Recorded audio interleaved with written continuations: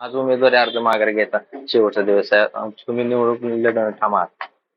हो, नक्की ठाम आहे. मी आता लोकांची भेटीगाठी घेऊनच आलोय. कालपासून भेटीगाठी चालू आहेत. लोकांचे फोन चालू आहेत. लोकांचे काही जे काही प्रश्न आहेत, त्यांचे काही निवेदन आहेत, ते माझ्याकडे येऊ लागलेले आहेत. आणि सगळी तयारी आमची झालेली आहे प्रचाराची.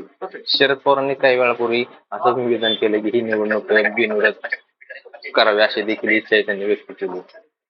ते ज्येष्ठ आहेत, त्यांना वाटत असेल त्यांचं पक्ष वेगळं, आमचा पक्ष वेगळा. त्यांनी इच्छा व्यक्त केली, तेवढंच आता मला बोलायचं. रोहित पवारांनी काही वेळापूर्वी सपकाळ यांची भेट घेतली, उमेदवारी अर्ज माघारी घ्यायची विनंती केली, यावर काय सांगा? ते काय चर्चा झाली काही माहिती नाही, पण रोहित दादांनी जे काही मुद्दा मी उपस्थित केला आहे की FIR दाखल झाल्याशिवाय मी फॉर्म काढणार नाही, त्या संदर्भात रोहित दादांनी अत्यंत चांगले परखड मुद्दे आमच्या या गव्हर्नमेंटला विचारलेले आहेत आणि त्या पद्धतीने त्यांनी अभ्यास पूर्ण केलेला आहे. ते विधानसभेमध्ये त्यांना काय मुख्यमंत्र्यांनी आश्वासित केले ते त्यांनी सत्या साहेबांना सांगितलं असेल, त्या पद्धतीने भूमिका घेतली. शेवटचा काही तास राहिलेले आहेत फॉर्म माघार घेण्यासाठी.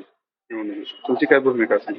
काय पक्ष जो सांगेल त्या पद्धतीने मी भूमिका घेईल. पक्ष वरती हायकमांड आमचे सप्ताह साहेब जे काही भूमिका घेतील त्याला भूमिकेशी मागेल.